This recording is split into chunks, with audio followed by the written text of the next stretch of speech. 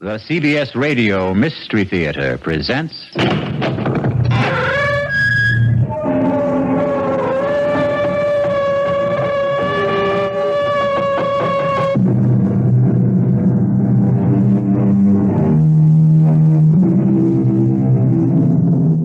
Come in. Welcome. I'm E.G. Marshall. Welcome to another hour of mystery and suspense. To a terrifying battle of wits. Our play poses a dilemma you have never faced, or are likely to face in your lifetime. Whether to commit the murder in your heart when your mind tells you to restrain yourself. Listen to what happened to one man, Thomas Drake, who did face that dilemma, and what he did about it. Professor Bowery, if you're a friend of Emery's, you've got to tell him to stay away from my wife. Really now, Drake, I don't like to interfere in the personal life of faculty You members. You must tell him, or I won't be responsible. I don't want to kill him, but I don't trust myself. Come now, Drake. Sensible people don't solve their marital problems like that. With murder.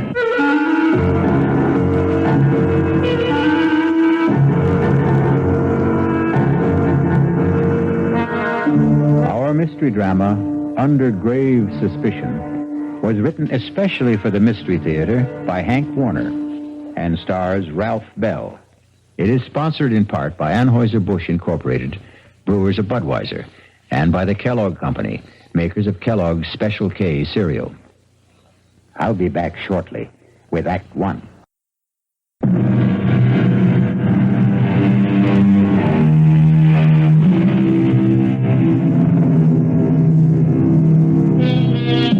Have you ever returned home late one night and listened in the still darkness, tense and trembling, hoping and praying that you would not hear the whispered passions of your wife and a stranger, fearful that you would not control a blinding fury to kill? That man getting out of the car on that dark, dead-end road on the windswept bluff overlooking the desolate Long Island Sound beach, hurrying by cloud-veiled moonlight down the winding footpath through the scrub pines and brush to his isolated cottage, is Thomas Drake. Despondent, depressed. I should have telephoned, given us some warning that I'd be home a night earlier. But deep down I had the feeling that I still couldn't trust her. And I had to find out. I hurried towards the cottage, wondering why there were no lights on. Wondering whether she was asleep, alone, or with... I walked around from the back of the house, across the gravel mound, toward the waterside porch steps, not caring whether the crunch of my footsteps could be heard inside. The only other sound was my pounding heart and the surf washing the loose gravel off the burn. The half moon slipped behind a bank of black clouds, and in the darkness I tripped over the shovel, left lying on the gravel. I kicked it away. I went up the porch steps to the front door. I tried it. It was not locked. I stepped inside and listened. I called out, "Marianne!" The bedroom door was closed. I opened the door. I stabbed at the light wall switch. The ceiling flooded. An empty made-up bed. I went to the kitchen. Turned on the light. It was swept and tidy. The counter, the sink, the stovetop, bare and dry. Not a trace of food particles. No lingering cooking odors. The dish mop, dish towel, bone dry. I needed a drink to calm down. I reached for the bottle of bourbon in the kitchen cabinet. Poured myself a stiff one. Wondering where she was. The drink only added fuel to my slow burn. I flushed with waves of anger. I had to get out in the air to think. I put out the house lights, carried the bottle and the glass to the porch, and settled down to wait. The cool onshore wind on my face. The moon playing hide and seek with the dark clouds. The lights of Connecticut blinking across 10 miles of black water. The old field light alternating beams of green and red. It was restful. But as I nursed the bourbon, I couldn't altogether get her out of my mind. My thoughts wandering back in time, wondering if she'd left me or would, once again like the first time, before we were married. We're living together in my apartment on Manhattan's swinging east side. Two modern, sensible singles willing to give it a try.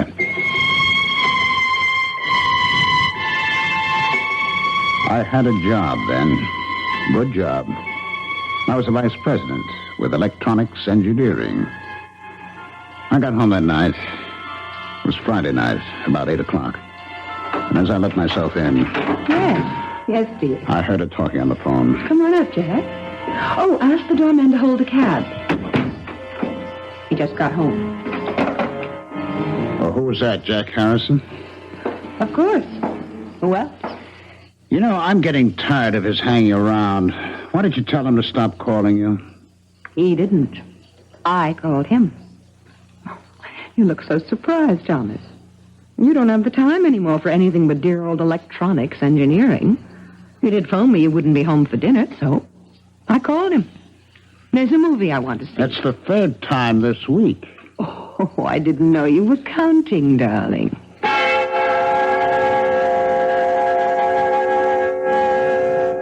I waited that night, watching television, dozing fitfully. My mind going back to the smiles and looks they had exchanged as they left. I could see them after the movies going to the Purple Camellia, the nightcaps, and the wild rock of the panting cougars.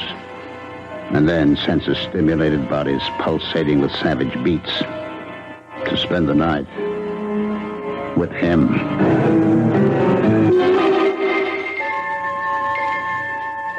I was awakened from my sleep in the chair by the buzzing TV set. It was 4 o'clock. I fought off the idea of phoning her at Harrison's apartment. I had no one but myself to blame.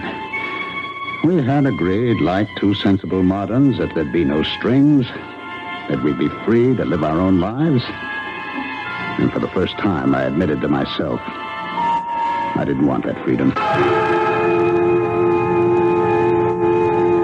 By 10 o'clock that morning, I couldn't stand it. I phoned Harrison's apartment. There was no answer.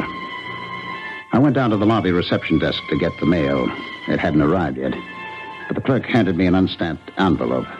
My name and apartment number on it, in Mary Ann's handwriting. I tore it open. Dear Tom, I'm sorry. I think it would be best for both of us to call it quits. I'm going away. There was no date on the plain white notepaper. No imprint of name and address, no forwarding address. Just signed, Mary Ann. I refused to believe it. I hurried right back up to the apartment, to her bedroom closet. Her clothes were gone. I got through the day somehow, in a daze. But the next day, when I went out to get the Sunday paper and returned to the apartment, there she was, unpacking. I changed my mind. Let's have a drink. Want to tell me? There's not much to tell. He told me he has a wife, 3 children in Connecticut, that she won't let him go, so he couldn't marry me. Marry you? You want to get married?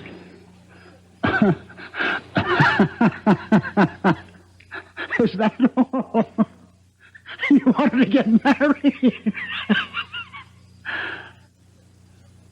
Will you marry me?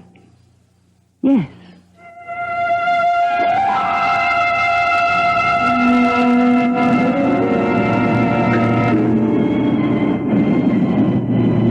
Now, here I am, waiting once again. Like two sensible moderns, we adjusted to marriage. We seemed to be making a go of it. Until I lost my job and the cutbacks of government contracts. We subleased the apartment, moved to the cottage to make the rounds of electronic firms on Long Island. I sat there on the porch, waiting once again, looking up and down the beach. And suddenly I saw a flashlight about 100 yards down the beach. It moved around, but it did not advance. And then it went out. I listened. The crunch of footsteps on gravel, carried by the wind, grew louder. I could make out the silhouettes of a man and a fishing rod on his shoulder. He was alone, hugging the waterline. As he came abreast, I called out, any luck? It was Professor Mowry of the State University Marine Laboratory at nearby Flax Pond. Oh, not a thing. I was hoping to pick up a striper. Line got snarled and the reel too tangled to bother with tonight. Well, I'm just having a nightcap. Did you join me, Professor? Yeah, I could stand one short one. Getting a bit nippy. We talked. He sipped his whiskey. I don't know how many I had. He talked about projects at the Marine Lab, the need for more state funds for research on wetlands, water pollution, erosion. He knew I was trying to get relocated. Had given me a letter to an executive at the Grumman plant. Hear anything from Grumman? No, not a thing. I've about exhausted the job possibilities on Long Island. I spent yesterday and today in New England. Well, thanks for the drink. I'm sure the job market will open up. Say hello to Mrs. Drake. Thanks again. Dr. Mowry. Yes? Would you do me a favor? Favor? Well, you're a friend of Emery, Richard Emery. I know you know him. But are you a friend of his? Well, he's one of several new young chaps doing postdoctorate work at the Marine Lab. It's a small group, and we're all more or less friendly. I mean, will he listen to you as a friend? Listen? Yes. Tell him to stay away from my wife. Emery? Your wife? That's right. Don't ask me how I know. Little things, I know. I come home tonight. She's not home. I know. Well, it's a rather personal matter. I don't feel I have the right to meddle in the personal affairs of a faculty member. If he doesn't, I'll kill him. Now, Drake, don't talk like that. Sensible people don't solve such problems like that. That's what I always thought, but now... Look, Drake, if you don't mind my giving you some advice, why don't you just get a divorce? Or a separation? You just tell Emery to stay away from her. You must tell her, Mowry. You must. I don't want to kill him, but I'm afraid. There'll be a breaking point. You tell him, Mowry, tell him. If you don't, you'll share the responsibility. Now, Tom, you're overwrought. You'll feel better in the morning. All right, I'll talk to Emery. Thanks. Good night, Tom.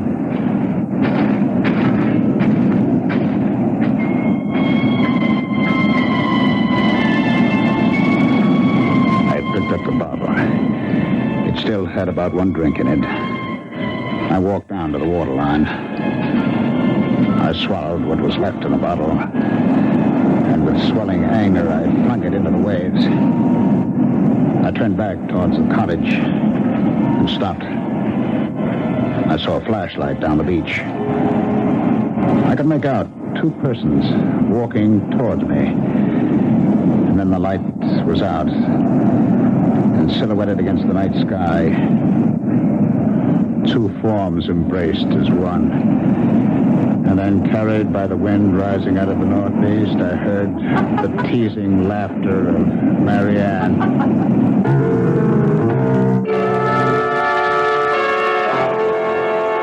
Well, there may be laughter in the wind, but for poor Tom, this is no time for levity. Wonder whether he knows that it's an ill wind and will blow him no good. I'll be back shortly with Act 2.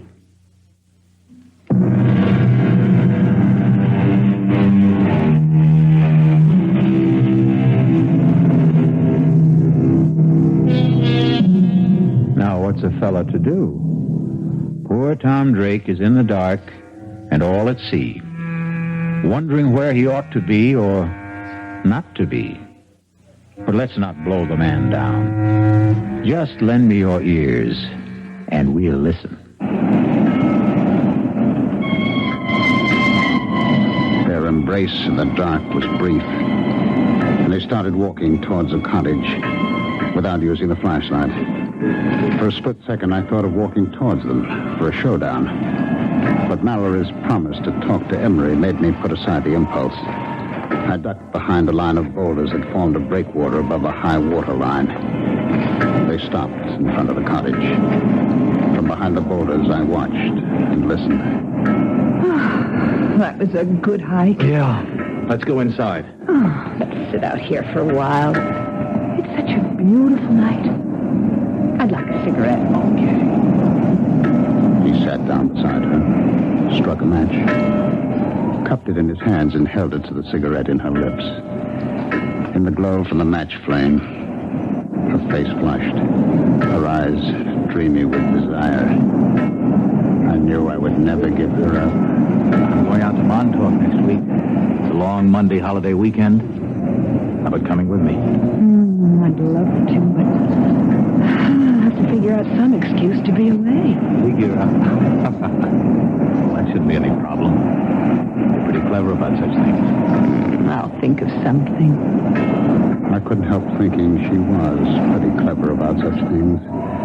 Like the night she went with that very clever Harrison leading her on.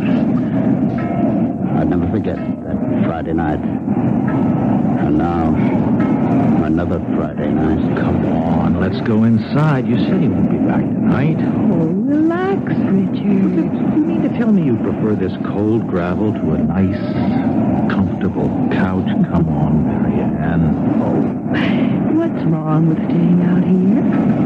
Omar Khayyam was content with a jug of wine, a loaf of bread beneath a bough. Oh, not bad, not bad. The laughter broke off suddenly. I saw the glowing tips of two flipped cigarettes.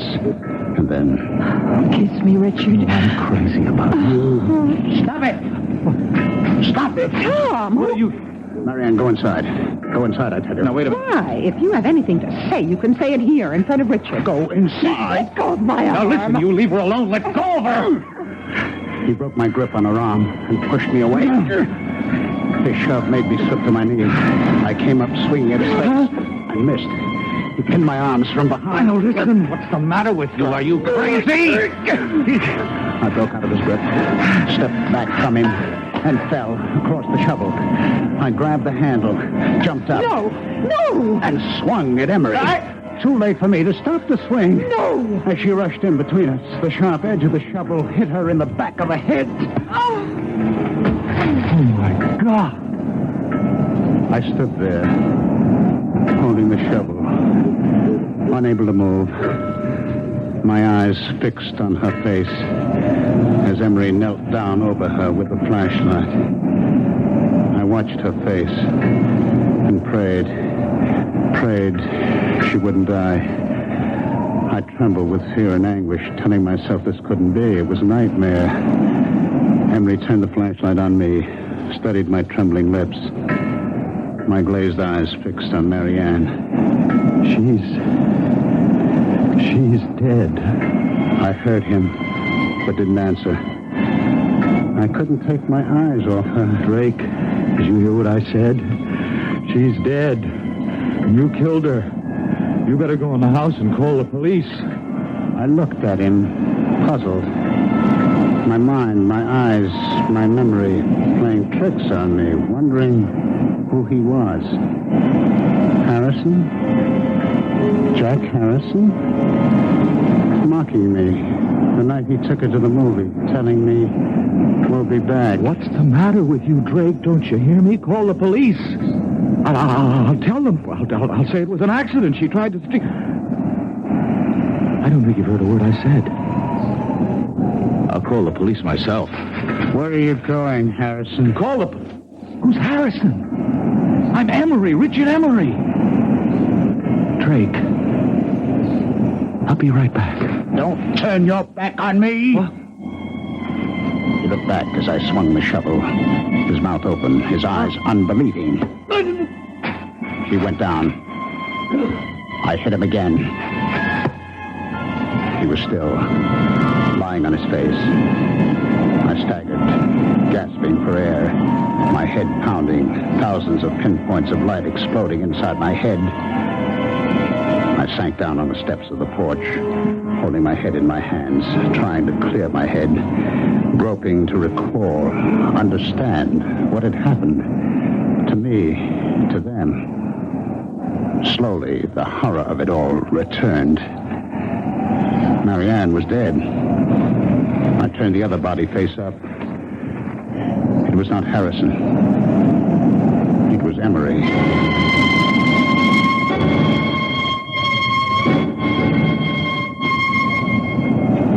I don't know how long I sat there on the porch steps. Finally, I faced it.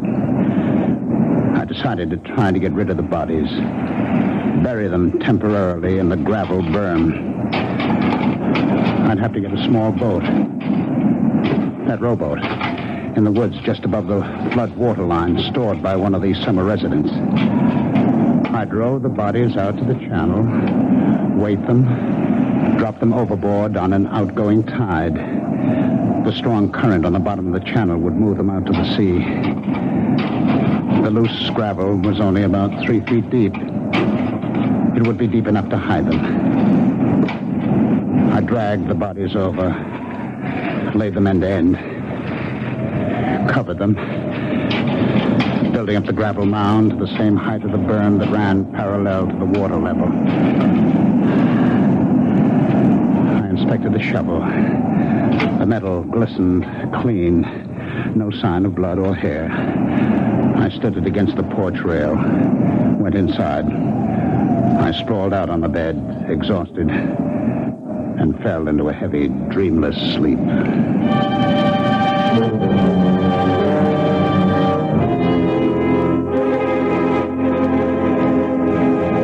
I woke up the next morning about an hour after sunrise. My mind clear, instantly aware of what had happened, what I had done. I jumped off the bed, went to the porch door, looked at the gravel graves on the burn. It looked natural, peaceful, like a cemetery. I knew what I had to do. I put on the coffee, showered, changed my clothes. Became aware that her clothes were still hanging in the closet. I got the old note she had left me on that weekend with Harrison. Read it over and over as I had my coffee on the kitchen counter. I turned on the radio for the weather. The Bureau reports Hurricane Gilda moving past Cape Hatteras, leaving a devastating... I placed the note on the counter, carefully spilled a spoonful of coffee on the counter, wetting a large corner of the paper, and then blotted it with a paper towel. I knew I'd have to keep checking the weather, but first get rid of her clothes. I put them in a large plastic garbage bag. I knew I'd have to stay close to the cottage until I got rid of the bodies. Lay in a supply of food, so I drove to the supermarket, put the clothes into the collection bin of the Salvation Army on the parking lot. I did my shopping and was back in less than an hour. I went up to where the rowboat was on the bank of trees. It looked all right. Aluminum, light enough to drag. The oars were in it, and burlap fish bags, strong enough to hold the rocks I'd use for weights. I'd have to wait until dark to move the bodies. In the meantime, I could move the boat. It was a couple of 100 yards. I place the boat on top of the grave.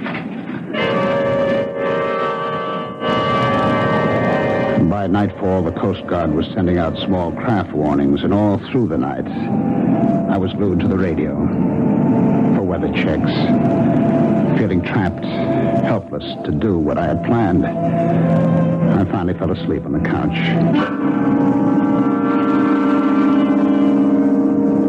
I was awakened by the Sunday morning church music and a loud knocking on the porch door. Good. You in now? I didn't recognize the voice, and I hesitated. The knocking stopped. I heard him walk down the porch steps. I put on my shoes, went to the door. He was sitting on the edge of the transom of the boat, his back to me, smoking a cigarette, fishing pole across his knees. It was Mallory. He turned. Didn't wake you, did I? I heard the radio. I thought I'd stop by. Feel all right? Okay now, but yesterday, what a head. All day. How about some coffee? Oh, thanks, but I've got to get back to the lab. I didn't know you had a boat. Oh, it's not mine. Belongs to the Johnsons. I saw a couple of kids dragging it out of the patch of trees up there. They ran when I started towards them. Thought I'd better keep it here for them. I guess it's safe enough here, unless we get that hurricane. I'd pull it up on higher ground if the weather gets worse and Gilda doesn't move out to sea. Well, I'm glad to see you feeling better. Dr. Mallory, did you get a chance to talk to Emery? No. Matter of fact, I haven't seen him. I stopped by his room Friday night after I left you. He wasn't in. I left a note to call me. Didn't hear from him all day Saturday. He wasn't in Saturday night. Not in his room this morning either. It's not like him to go off without a word. I've been thinking over, Dr. Mallory. It's no use talking to Emery. I can't keep it tied to me. She's left me. Oh, did she? I'm sorry. Perhaps for the best. Well, she didn't get home Friday night and left me a note. I found it in the kitchen Saturday morning. Is she leaving you for Emery? She didn't say. I see. Uh-huh. Well, I'm sorry, Drake. I really am.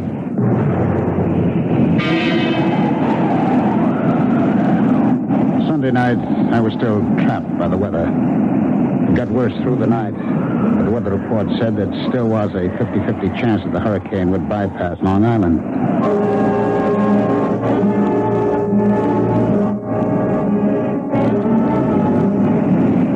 About noon the next day, the wind died down. I stood there by the rowboat, wondering whether I should take the chance in broad daylight. Long Island Sound was still, calm as a lake. I heard a helicopter coming across Crane Neck. Routine patrol of the shore. I could read Suffolk Police. And then Dr. Mallory coming down the beach towards me. I stood there waiting for him. Well, I'm glad I found you home, Drake. I just been answering more job ads. Yeah, have you heard from Mrs. Drake? A letter, perhaps a phone call? Why, no, I haven't. Well, I'm getting really concerned about Emery. No one at the lab has seen him or heard from him for 3 days. This morning, I looked through his room. His clothes, his suitcases were there. But I can't understand. I was hoping if you'd heard from Mrs. Drake and knew where she was, I'd ask her if she had any idea about where Emery might be. Well, I do have her mother's phone number in Ohio and her sister's in Connecticut. If you don't mind. Do you want to call from here? Thanks, but I'm on my way to the village hall to see Police Chief Raymond. I stood there watching him make his way along the beach to the village hall at the old field lighthouse, wondering just what he'd tell Chief Raymond. Well, you know what they say. The past of gory murder leads but to the grave. What do you suppose will happen to Tom Drake? Will he be like that comedian who murdered people with stolen jokes and was hanged by his wits' end? I'll be back shortly with Act 3. This is WBBM Chicago. The lot of most policemen is not a happy one. Wonder how Police Chief Raymond will receive Professor Mallory. Will he use the right bait and make a haul, or lose hook, line, and sinker? Let's follow our troubled professor and find out. What's this all about? Emma said to tell me it was urgent. Well, I mean, it's not a matter of life or death, is it? I hope not. Ooh, well, you sound like you're not so sure. I'm not, but I am getting worried. Somebody been stealing typewriters and lab equipment again? No, Chief. Well, this may sound odd, but a member of the lab faculty seems to be missing. Oh? That's so. What do you mean, missing? No one's seen him since Friday afternoon. Well, this is only Monday. Yes, but he was not in his room Friday night, Saturday night, Sunday night. He didn't show up in the lab today. Well, what about his weekends? Did he have them free? Oh, sometimes, when scheduled. He was not scheduled to be off this weekend. Uh-huh. The chap he rooms with, Garrison, says he saw Emery Friday noon. Well, Garrison was off this past weekend. He got back Sunday night. I saw Garrison this morning. He wasn't surprised or upset over the fact that Emery hadn't spent the night in his room. Mm-hmm. It wasn't the first time. Do you know that cottage the Drakes rented? Yes, I do. It belongs to Howard. Was that the one? What about it? Well, last Friday night, I was out casting along the beach. On my way back to the lab, Drake invited me to stop for a nightcap on the porch. He'd already had quite a few. I had one drink with him, and he asked me, was I a friend of Emery's? And he asked me, the way he put it, would I do him a favor? Mm-hmm. Go on. What he wanted me to do was for me to tell Emery to stay away from his wife. Now, did he explain that? Did he mean Emery was annoying his wife, or did he mean they were having an affair? Well, my first impression was that it was more or less a dalliance. Well, that's kind of par for the course in this university town, you know. Yes, perhaps, but I told him I'd prefer not to get involved in personal affairs of faculty members. And what'd he say? He said if Emery didn't stay away, he'd kill him. His exact words. Huh? Of course, he was very drunk when he said it. I told Drake to calm him down that I'd talked to Emery. Yes, I see. Well, now, what about Mrs. Drake? Was there anything said to indicate whether she was inside the cottage while Drake was blowing his top this way to you? No, there were no lights on inside. Matter of fact, Drake made it clear that she was not home. He implied, without mentioning Emery by name, that she was out somewhere with him. Well, in that case, she could have some idea about where he might be. That occurred to me. I went back there yesterday morning with that in mind. And did she? She wasn't there. Drake told me she'd left him. He said she didn't come home at all Friday night. He said he found a note from her in the kitchen Saturday morning. Well, that's quite a coincidence, to say the least. Did the note say she'd gone away with Emery? Well, Drake didn't show me the note, but as much as said, there was no mention of Emery. Have you been to the cottage since yesterday? I stopped there on my way here. Drake says he hasn't heard a word from her. No mail, no phone call. Well, I asked him, would she perhaps have gone to her parents' home, to a relative? And he gave me these phone numbers. Oh, yes, let me see that. Ohio and Connecticut. You think we ought to call them? No. I'll drop in on Drake. I'd rather he made the call. You see, if we can't locate Mrs. Drake and you don't hear from Emery, that leaves us with 2 missing persons. We'll put out an all-points teletype alarm, full descriptions and photos. I'll keep you posted, Mallory.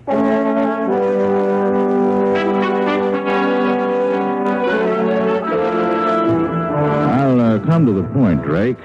Mallory, Professor Mallory up at the Marine Lab, came to see me. And he's a bit worried about the absence of a faculty member, one Richard Emery. There's no use being delicate about this, Drake. From what he told me, it does look like Emery and your wife ran off together, doesn't it? Yes, it sure looks like it. Do you mind if I see that note she left you? Oh, no, not at all. It's on the kitchen counter where I found it. We went into the kitchen. He picked up the note, studied it carefully, looked at the back of the paper, felt the coffee stain. When did you, discover this note? Saturday morning. Well, that stained some coffee spilled from my cup as I was reading it. Oh, I see. You mind if I, look around? Oh, go right ahead. I followed him into the bedroom. He looked through her dresser, the closet, the night table. Well, her clothes are gone all right. I was looking for a letter she might have received from a friend or relative, inviting her for a visit for a few days or a week. I mean, did she mention such an invitation to you? No. Well, if she did get such a letter, she could have taken it with her. I mean, have you called her parents or her sister? Well, frankly, no. I was hoping I wouldn't have to do that when she'd come back, or write or phone. Well, if they don't turn up in a week or two, we might perhaps go on the assumption that they're dead. You see? And start a search for their bodies. You don't think... Well, look, Chief, I was drunk when I told Mallory... No. I don't think you killed them. Of course not. What would you do with the bodies? Bury them out there? Let's not get morbid about this. You don't think I'm going to call out the tractors to scrape down the gravel, do you? Oh, by the way, how long are you planning to stay on here? A couple of weeks. All right, fine. Well, now keep in touch. I'll call you if anything develops. Phone me if you get a letter or a call from your wife. I followed him out. He looked at the rowboat, studied the sky. I'd pull that little boat up higher beyond that low ground back of the house. I wouldn't be surprised if we get some of Hurricane Gilda before night's over. Better keep the radio set on the Coast Guard reports. I watched him go down the footpath across the low ground behind the cottage, and then uphill to where his car was parked, top of the bluff. It was not till he was out of sight that I stopped sweating.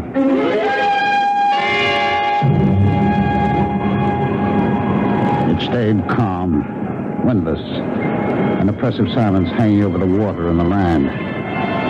The sky was sunless, gray, not a cloud in sight. I'd heard of the calm before the storm, but I'd never seen it. I filled the kerosene lanterns, got candles ready. Gale warning, Cape May to Block Island. High tide 3 to 4 feet above normal with flooding along lowlands. By late afternoon, all up and down the sound, white caps galloped shoreward from as far as the eye could see. Treetops swayed and twisted in the whistling wind. The waves crashed higher on the shore. It started to rain hard. Windswept sheets of water lashed the roof, shingled siding. The lights went off. I lit the lanterns and candles. Winds 50 to 60 knots. Residents alerted to evacuate low-lying shore areas. The door banged open, and the wind picked up the rowboat, sent it rolling side over side across the low ground behind the house. I stood with a lantern on the gravel burn, watching the waves inching closer, lapping the foot of the gravel mound, loosening gravel in the backwash. And then I heard the phone ringing. I went to it, picked it up, still watching through the open door, the waves breaking over the gravel. Hello? Hello, Drake. This is Police Chief Raymond. What the hell are you still doing out there? Didn't you hear the evacuation alert? Oh, the phone phone fell out of my hand. I saw waves crashing over the grave and ran out. Now, Drake, you listen to me carefully. There's been a breach in the shore about a quarter-mile down the beach. Get the hell out of there. You'll be cut off. You hear me? Are you there? Hello? Hello? All right, look. That idiot. Well, better get going with the motorboat.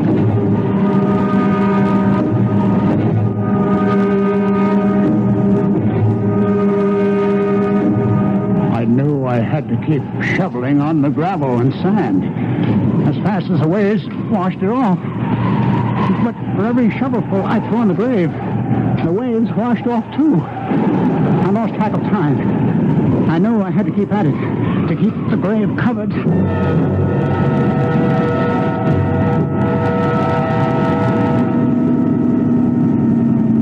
Heading close to the house, Mallory. Yeah. Ray! Ray! All right, let's go ashore. Nose it into the bank. You better bring your flag. All right.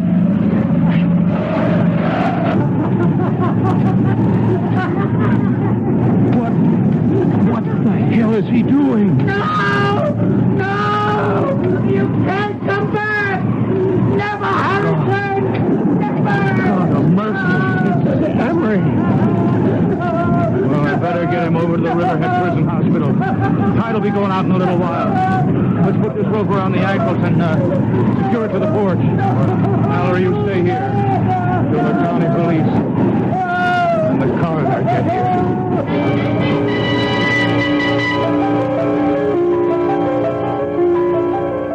Chief, I'm at the morgue at Riverhead. Dr. Henderson of the police lab gave me an envelope to get to you.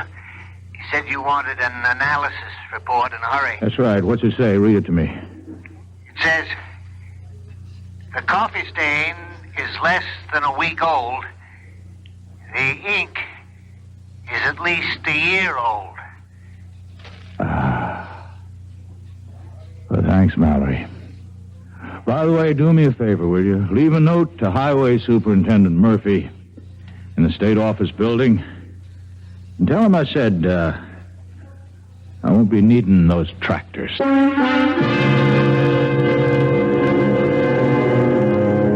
Well, imagine. What do you think of that police chief? Isn't he the fishy character? Anyhow, we didn't have to scrape bottom. I'll be back shortly.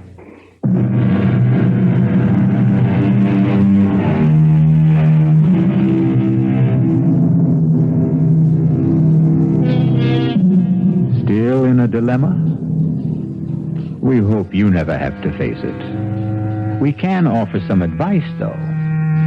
When you are uptight about any matter, nothing like settling down at your radio and letting the cares of the day slip away as your mind and ears carry you off on a relaxing journey of mystery adventure. Our cast included Ralph Bell, Patricia Wheel, Robert Dryden, and William Redfield. The entire production was under the direction of Hyman Brown. Now, a preview of our next tale. Are you all right, Jerry? Yeah. I'm all right. But I saw him. Who? Oh, a guy I was in the army with. The two of you. Were you close? He was my buddy. Well, when was the last time you saw him in person? The night he was killed. Have you ever seen him again? Like you thought you did just now? No. No, this is the first time. Well, maybe you need a rest, Jerry. Eddie, why now? Why tonight after all these years? Well, you say you saw him last the night he died in battle. Well, the sight of him dead must have stayed with you always. But that's not how I just saw him, Patty. He wasn't in uniform. He was in civilian clothes. You might have pictured him as he looked at a happier time. I never saw him in civilian clothes. This is E.G. Marshall inviting you to return to our Mystery Theater for another adventure in the macabre. Until next time, pleasant dreams.